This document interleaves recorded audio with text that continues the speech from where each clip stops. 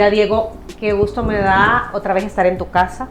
Me encanta tu casa porque es muy íntima, pero al mismo tiempo es libre, ¿verdad? Y eso habla mucho de ti también. Así que gracias por invitarme a tu casa a conversar. La verdad que yo me siento muy honrada de que me invites para conversar sobre tu último libro. Tu último libro, Teoría sobre una ausencia. Y es que yo a ti te conozco por el país que viene, la región que viene, en donde se habla con personas comunes y corrientes sobre lo que piensan de que debe existir en el país, en la región. Es un pensamiento más pragmático. Entonces a mí me sorprendió cuando de repente me decís, Diana, mi último libro, Teoría sobre una ausencia. Y esto es otra cosa totalmente diferente, Diego. Totalmente diferente. Gracias por permitirme conversar sobre este tema. No, gracias por venir a mi casa, Diana Verónica. Es su casa. Correcto, es mi primera novela, es decir, mi primera ficción, Teoría sobre una ausencia. Es parte de lo que tenías escondido entonces, Diego. Bueno, yo siempre me he querido dedicar a ser escritor y para no tener un marco tan rígido quisiera escribir ficción, hacer novela. Ajá. Es así como tenía este proyecto guardadito. Mira, y es una novela de humor negro. Sí. ¿Cómo lo calificamos, Diego, eso? Bueno, para mí el humor negro, Diana Verónica, es aquel que con sarcasmo desnuda la realidad. Para mí eso es el humor negro. Y la novela negra es lo que hace, poner de manifiesto esa deconstrucción de la realidad y atacar el cinismo, ¿verdad?, con humor. Es afrontar la realidad y no te das cuenta en qué momento ya te están criticando, ¿verdad? Correcto. Y te están haciendo ver la realidad. A ver, todo esto se desarrolla, Teoría sobre una ausencia, se desarrolla en Veracruz, México, y también en Kentucky, Estados Unidos. Hay 2 mujeres, hay un hombre, hay un niño también, y habla mucho sobre esta frase que quiero que me la expliques. La pérdida más dolorosa no es el engaño, no es la muerte, ni mucho menos la distancia. Con certeza absoluta es la ausencia.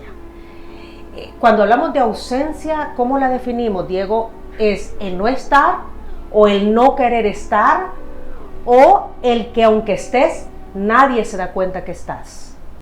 Yo creo que todos los seres humanos queremos conectar con los demás. ¿Por qué hubo una gran explosión en las redes sociales en los últimos 10 años? Porque todo el mundo quiere estar informado y conectado, y nunca en la historia la humanidad estuvo más informada, más conectada. Y yo creo que es porque las personas no quieren estar solas. Siempre he considerado que el ser humano desea y espera, en su naturaleza está conectar con alguien, vincularse con alguien, sentir esa emoción de esa realización de conectar con los demás. Cuando alguien fallece, dependiendo de la creencia religiosa que usted tenga, puede que va a volver a ver a alguien en una forma, en un estado espiritual determinado. Pero cuando alguien es ausente y usted no sabe a dónde está, cómo está, con quién está, en el caso del amor, hay una antítesis de la naturaleza del ser humano por estar rodeado, por conectarse y por generar vínculos con los demás. Para mí entonces la pérdida más dolorosa es la ausencia. Porque te crea incertidumbre, ¿verdad? Crea una incertidumbre capaz de destruir el metro cuadrado y destruir todo un pueblo, y es lo que yo desgrano en la novela. Cómo las ausencias en una persona lo convierten en alguien insensible, capaz de transformar la comunidad sin que ésta se dé cuenta. El mal campa a sus anchas de generación en generación por muchos años. Ha configurado la manera de comportarse, la manera de relacionarse, la manera de responder a los estímulos que la sociedad le da a una persona, para convertirse en un lugar en donde una sola persona puede quemar, como dice la Biblia. Una lengua puede quemar pueblos enteros. Una persona desvinculada emocionalmente puede destruir una sociedad entera. Puede causar tanto daño, ¿verdad? Dentro de los personajes en esta novela está Marta. ¿Quién es Marta? ¿Qué significa Marta? Marta es una mujer que representa la bondad y la entrega sin medida. Y como podemos ver, que no quisiera adelantarle a nuestros lectores, Marta representa a esa frase de que mal le paga el diablo a quien bien le sirve.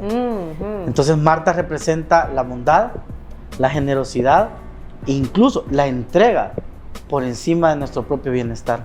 Ese es lo que significa Marta. Marta es una de las mujeres protagonistas de esta novela, pero también está Cristina.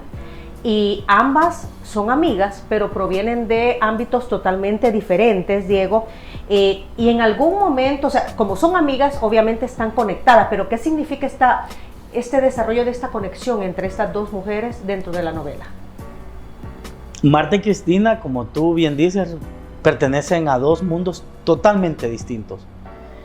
Y es muy, en una sociedad global, pero a la vez atomizada, en donde nos movemos por pequeños clústeres o pequeños módulos o nodos, pareciera que estamos condenados a que si nacemos en una clase social, debemos morir en esa clase social porque es lo que nos corresponde.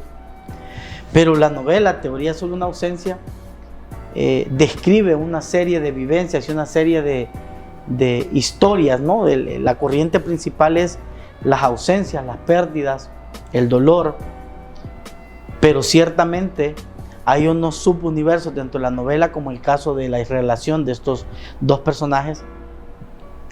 Son desconocidas, se conocen en la universidad, y llegan a ser tan unidas que una, cuando muere de cáncer, le deja el hijo a la otra.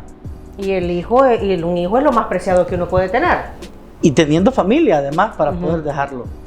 Esto solo se explica en una ficción y se explica desgranando esos deseos, esos sueños, esas ganas y esas fuerzas con las que se mueven las relaciones humanas, ¿no?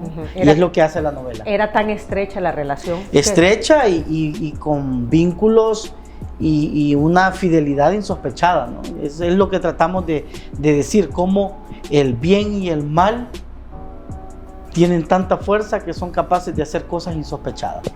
Ok, Marta y Cristina son parte de los protagonistas, pero también está Steve. ¿Te sientes identificado con Steve? ¿Responde a algún sentimiento, Diego? ¿Hay parte de Diego Echegoyen en Steve? Desde el primer capítulo, Steve toma el control de la novela. Bueno, el maestro Manlio Argueta en la crítica que hace lo identifica perfectamente.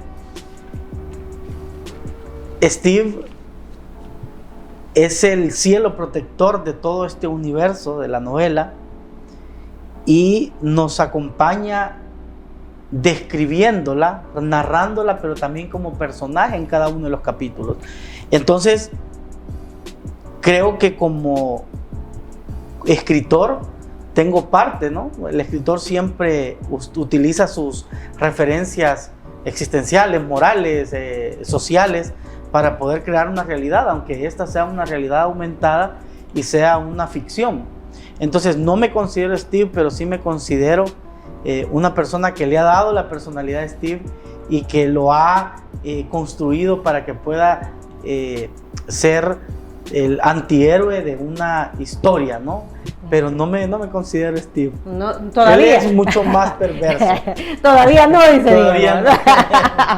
Bueno, mira, a lo largo de esta novela se hacen muchas reflexiones. Tú ya has hablado del bien y el mal, de cuánto daño puede hacer el mal, ¿verdad? De cuánto poder tiene, porque ese es el punto también, ¿verdad? Se dice que en la vida hay un equilibrio entre el bien y el mal, pero hay veces que, desgraciadamente, el mal puede ganar. Y todo esto también gira, el bien y el mal, en torno a las ausencias. ¿Por qué se da el abordaje de la ausencia? ¿Por qué este tema lo has querido desarrollar en esta novela? El tema de la ausencia. Matilde Elena López, una gran escritora salvadoreña, una gran artista salvadoreña, decía que la vida es más grande que el destino. Y ciertamente cuando hablamos del bien y el mal es una lucha constante que vivimos.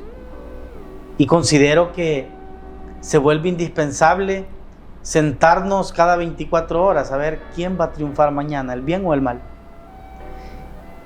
Y si considero que el ser humano es algo limitado como para poder decidirlo, pero puede ayudar en esa pelea para que triunfe el bien o el mal. Y cada 24 horas es como que un reloj de arena vuelve a pararse, se le da vuelta y vuelve a empezar esta historia. Vuelve a empezar esta lucha, estas pequeñas guerras. Y ahí es donde creo que el bien y el mal campan a sus anchas en el mundo, en cada uno de nosotros, y nosotros con esa ayudadita podemos lograr que sea el bien el que triunfe y que este día digamos, bueno, hoy triunfó el bien, hoy fue un día feliz. Pero habrá otros en donde triunfa el mal, Diego. Claro, porque hay una lucha entre luz, oscuridad, entre bondad y maldad, entre tristeza y alegría. Y eso es justamente lo que la novela describe, esa lucha en cada personaje, en cada historia, ¿no? Hay nostalgia, hay tristeza, se siente dentro de la novela. ¿Por qué? Bueno, es una novela negra que intento que se burle de la realidad del cinismo. En política, por ejemplo, tengo muchos amigos políticos, muchos lectores políticos que me han escrito, que ya compraron la novela. Y yo me recuerdo que en política el mayor ataque es con humor. No hay cosa tan ácida, Diana Verónica, para atacar que el humor. Y si el humor es negro, es con cinismo, ¿no? Entonces, esta novela, desde una ventana oscura, trata de describir la realidad.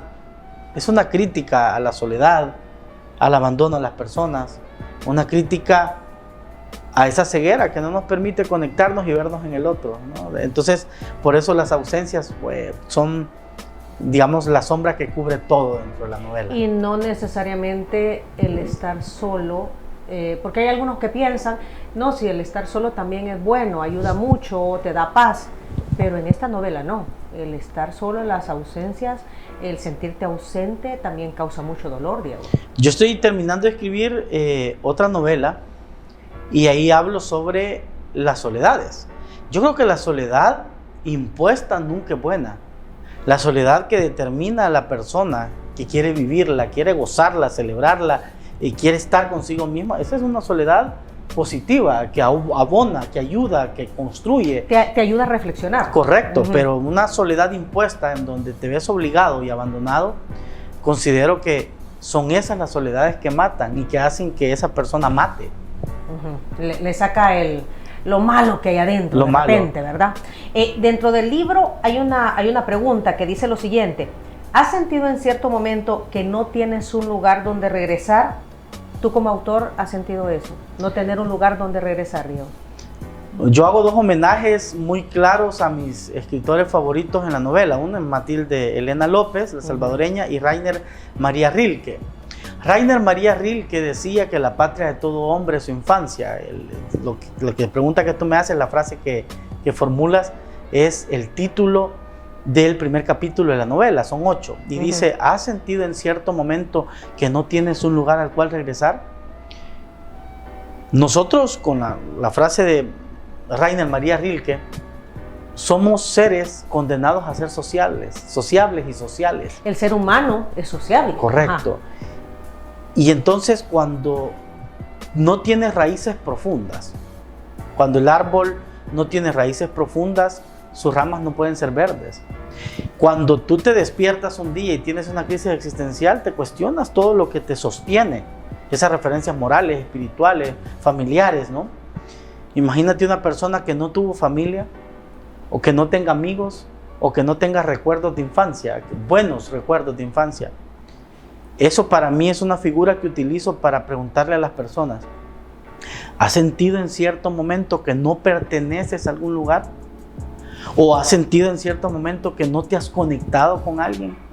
Y ahí surge la retórica de la ficción que utilizo en la novela para que las personas desgranen, ¿no?, esas ausencias y esas presencias que tienen en su vida. Ha de ser difícil también no tener un lugar donde pertenecer. Y más difícil... O que no te sientas identificado. Que no te sientas identificado. Ajá. En cierto momento, una persona que pierde el piso, o una persona que no entiende que hay un techo. La sociedad actual, dentro del consumo, nos vende: hay techos de cristal que romper. Sí, pero también hay que sostenerse sobre el suelo, ¿no? Y a veces esas ausencias y esas presencias de expectativas, de sueños o de carencias hacen que nos cuestionemos nuestra propia existencia. Por ahí es la pregunta: si una persona tiene o no un lugar al cual regresar. Hay una lucha entre existencia y ausencia. Coexisten como dos líneas de tren. Una es afirmación, la otra es inseguridad. ¿De qué trata? Matilde Elena López dice, la vida es más grande que el destino. Entonces trato de decir, a ver, lectores, ¿ustedes qué tienen? ¿Presencias o ausencias? Una historia mala, una experiencia negativa, te puede transformar la vida, Sí. pero tú decides cómo lo tomas, cómo lo capitalizas, cómo lo interiorizas y cómo respondes a ello. Y eso es lo que trato de decir con esta frase. Todos los días, Diana Verónica, en nuestro interior lucha el bien y el mal por triunfar, en nuestras decisiones, en la forma en cómo vemos la realidad, en si llover es bueno o es malo. Para un agricultor que llueva es bueno, ¿verdad? Pero alguien sin hogar, sin Pero techo. para alguien sin hogar no lo es. Entonces todos los días el bien y el mal juegan un pacto macabro, pero depende de nosotros, de cómo respondamos a eso, que puede ser un día bueno o un día malo. Es como ver el vaso medio lleno o medio vacío. Correcto. Dependiendo cómo lo veamos. Así es. Por ello creo que las ausencias y las presencias tienen poder en nuestra existencia. Y de cada uno depende entonces si lo utilizamos para bien o para mal. Correcto. Y ahí están las respuestas que los personajes dan. Muy bien. Contame, Diego, ¿cómo se te ocurrió comenzar a escribir este libro? ¿Cómo fue el proceso de creación? ¿Cuánto tiempo te tomó? Algunos prefieren irse de la ciudad, ¿verdad? Tomarse unos días para poder pensar, reflexionar, escribir. Otros no, tendrán la facilidad de hacerlo en su casa. Tú tienes un jardín lindo aquí, de repente en el jardín es donde te inspiras, de repente es acá en esta sala. Contanos el proceso de creación del libro. Bueno, yo he escrito a lo largo de mi vida 8 libros y he editado una docena más. Pero esta novela era El secreto mejor guardado. Tengo 10 años escribiéndola. Yo viví en el extranjero, específicamente en España, casi 11 años. Y la escribí entre 2 años antes de irme y 2 años antes de volver. Y como he viajado muchísimo, como podrás ver aquí en mi casa, muchos recuerdos, banderas, ¿verdad? Muchos libros de muchos sitios. Dicen que viajar te abre la mente. Te abre la mente y el mundo, ¿verdad? Y entonces, paralelamente a escribir unas publicaciones más de crónica social, crónica política, como La región que viene o El país que viene, todos estos años, en paralelo he ido escribiendo esta ficción. Y, por ejemplo, el primer capítulo lo terminé en un aeropuerto en París, que estuve 6 horas parado porque perdí un vuelo. El tercer capítulo lo terminé en Rabat, en Marruecos. Mira, pero ahí utilizaste ver el vaso medio lleno, porque utilizaste, te dejó el avión, ¿verdad? Perdiste la conexión, pero fue productivo al final del día, claro, porque tuviste tiempo para escribir algo que tenías ahí pendiente. Y justamente la novela es lo que tiene, es una riqueza de experiencias, es una riqueza de vivencias, y esto solo te lo da respirar otros ambientes, otros escenarios. Por ejemplo, el penúltimo capítulo, que se llama Mamá debe irse, es el último que escribí, si lo vemos cronológicamente, correcto. Y ahí es donde lo hago en China, en un viaje de trabajo a Shanghái. Ahí escribo Mamá debe irse, y tiene muchas de las referencias son de aquellos pastos abajo de los grandes edificios. Entonces considero que son 10 años de un trayecto vital propio, pero que a la vez lo he podido trasladar a un libro donde lo pueda leer y lo podré compartir con todos los lectores. Y este libro ya fue lanzado, Diego. Ya está a la venta en todas las librerías en El Salvador, incluso en línea también, pero no hemos hecho un evento en sí por el tema de COVID, pero ya está a la venta y ya muchos lectores me están escribiendo y pidiéndome críticas e incluso preguntándome, mire, ¿y este personaje por qué decide esto? ¿O va a haber continuación? ¿Verdad? Y esa es mi siguiente pregunta, ¿va a haber continuación? Este es el primer libro de 3. El primero, La teoría sobre una ausencia. El segundo se llama El hilo invisible del amor propio. El hilo invisible del amor propio. Es la continuación de Teoría sobre una ausencia. Y luego el último, que es muy largo, no creo que haya un título tan largo para un libro hasta ahorita, Aquella esquina profunda donde la telaraña teje su nido. Aquella esquina profunda donde la telaraña teje su nido. Ajá. Pero eso es adentrarse en un submundo, en un mundo oscuro, ¿o qué? ¿Por dónde va el asunto? Son revelaciones profundas sobre una persona que no ha sabido responder a los estímulos de la sociedad donde creció. No ha sabido responder por A los qué. estímulos. Ajá, ¿por qué? Y aquí ya me estoy metiendo en el tercer libro, Diego. Sí. Ajá. Creo que los lectores podrán conocer que el peso con el que reaccionamos a las respuestas negativas en la vida tienen una repercusión profunda en la forma en cómo vemos el futuro y si somos optimistas o no. Ese sería como un resumen completo de la trilogía. Mira que- Steve, Ujú. al leer el último capítulo de Teoría sobre una ausencia, entenderán que no se puede quedar en un libro, necesita más. Y en el segundo libro, El hilo invisible del amor propio, exploramos, aquí conocemos su personalidad. Ujú. En el segundo, conocemos la fuerza con la que actúa sobre los demás. Y en el tercero, descubrimos la verdadera intención y el legado que él ha generado en un pueblo durante 50 años. Cómo una persona con su maldad puede transformar un pueblo durante 50 años. Bueno, será muy interesante conocer esa segunda y tercera entrega. Fíjate que leyendo el libro, en lo cual no es fácil también, ¿verdad, Diego? Yo creo que este es un libro también en el cual te tenés que sentar, estar muy tranquilo e incluso releer para en realidad entender el contexto de. Hay otra frase que llama la atención. Tanto el bien como el mal juegan un macabro pacto. Cada uno obtiene una sórdida victoria sin importar cuáles sean sus intenciones. Ya sea en una lágrima o en una sonrisa, siempre hay un ganador y no somos nosotros, son esos dos personajes siniestros los que siempre triunfan sobre nosotros. La pregunta en todo esto, Diego, es, ¿somos entonces esclavos de ellos, del bien y el mal? ¿De qué depende esa esclavitud? ¿Es buena o qué repercusiones nos tiene? ¿Deberíamos de no ser esclavos de esas situaciones? Creo que la repercusión que tiene el impacto con el que golpea la realidad de nuestras vidas depende en cómo lo tomemos. Eso es lo que te diría. Uh-huh. Es cómo nos tomemos el impacto con el que golpea la realidad de nuestras vidas lo que determina quiénes somos y cómo vemos el futuro y cómo vemos el presente. Si somos optimistas, pesimistas, si perseguimos la luz o la oscuridad, si perseguimos la alegría o la tristeza, ¿no? Es ese preciso instante, Diana Verónica, en donde tú decides cómo tomarte ese peso que tiene la vida sobre nuestra existencia. Momento de decisiones. Exacto. Ahí es donde creo que es lo que define una cosa u otra. Ok. Antes de finalizar, quiero leer este comentario de Manuel Argueta, uno de los más respetados escritores salvadoreños, que dice lo siguiente, y que de hecho está plasmado en tu libro. Teoría sobre una ausencia es una obra novedosa de la época global que vivimos.